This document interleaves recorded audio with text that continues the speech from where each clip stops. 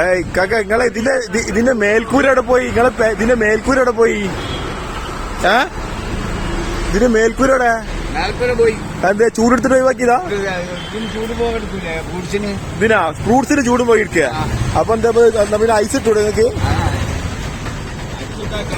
ഇതെന്താ 50 റുപ്യ? ഏതെടുത്താലും 50 റുപ്യ. 50 റുപ്യ. ഇതാ 100 റുപ്യ. രണ്ടെണ്ണം 100 റുപ്യ. ഇതെന്താ? അല്ല ഇതെന്താ? 2 കിലോ 50. വാങ്ങി വാങ്ങി വാങ്ങി. കച്ചവടായിട്ടാ. നാരങ്ങ എന്താ? 50 റുപ്യ. ഇതെന്താ നമ്മളെ പേര്? ഇതല്ല എന്താണ്? ചോളം അല്ലേ? ചോളം വെറും എന്താ കിലോ 50?